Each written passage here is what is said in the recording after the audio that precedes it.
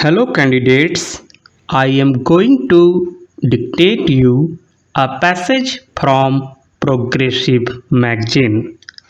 So please get ready for the dictation. The dictation will start after 15 seconds.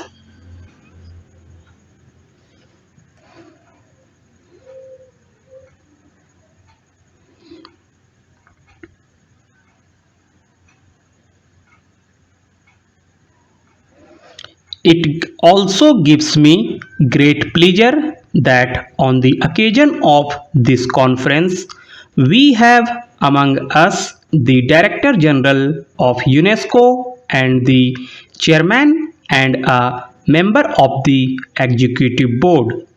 Their participation will enable them to appreciate the problems and aspirations of a region where more than half of mankind lives.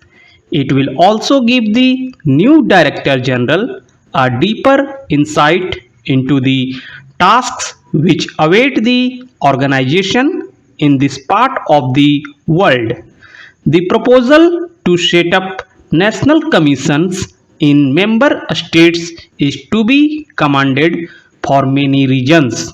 This has resulted in the establishment of a permanent agency for the working out of UNESCO's ideas at many levels, while the membership of UNESCO is confined only to states. It is obvious that its work must be carried out among the people. The National Commission, with its close association with various non-official agencies, provides a platform to disseminate UNESCO's programs in many ways. One may, in fact, say that UNESCO's work is delegated to these national commissions. To my mind, the main purpose of setting up the national commissions was, on the one hand, to make UNESCO conscious of the people's needs, and on the other, to make the people conscious of UNESCO's functions and purposes. The national commissions are therefore the proper agencies to spread UNESCO's ideas and objectives among the people. One may, in fact, go so far as to say that UNESCO is active only if the national commissions are active. Similarly, the national commissions can function properly only if UNESCO is active. If we keep this test before us, we have to admit that the national commissions have not always been as effective as we would wish them to be. I am not referring to the United States or some of the European countries, for I have no direct knowledge of the activities of the national commissions in these areas. So far as the Eastern countries are concerned, by and large, they have not yet fulfilled what we expected of them.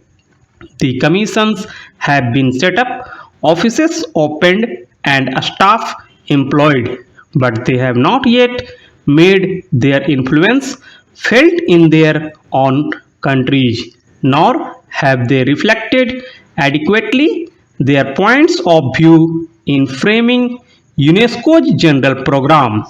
This is the feeling I have in respect of the Indian National Commission, though our foreign friends may think otherwise. It is therefore necessary for us to devise methods by which national commissions may be activized. Apart from the desire to have representatives of neighboring countries among us, this is one of the main reasons why we have invited fraternal delegates from sister nations. It is our purpose and hope that their association may create an opportunity where representatives of the Asian and African National Commissions may meet and consider why more progress was not achieved. Such discussions will also help all of us to define more sharply the main objectives of UNESCO and advise it on the programs which are necessary to fulfill these objectives in the context of the East. I wish in this connection to place before the conference some important issues which, to my mind, have prevented a more effective implementation of UNESCO's ideals and programs. My purpose is to express the feelings of my country and other countries in the East fully and frankly.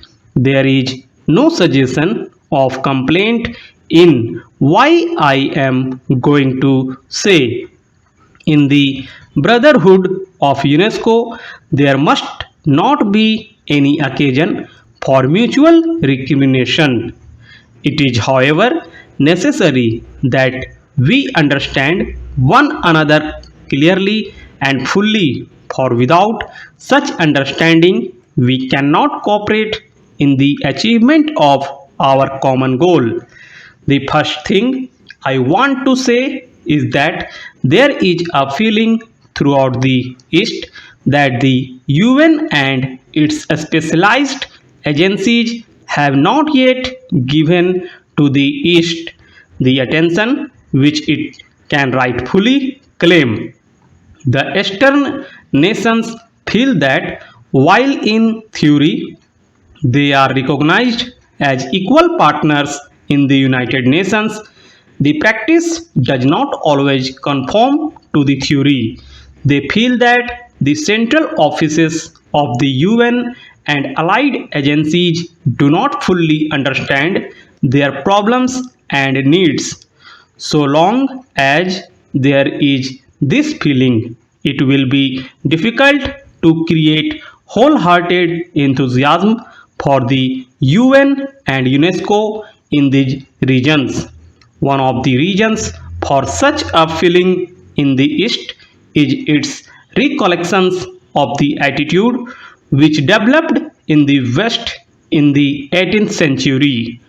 Two things happened simultaneously in that period.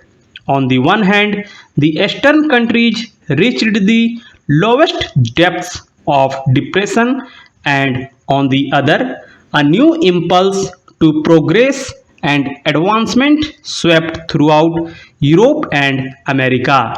The inevitable result of these developments was that the Western nations divided the world into two categories. There was on one side the free and superior world of the Western peoples, and on the other the world of inferior and subject nations in Asia and Africa of the world.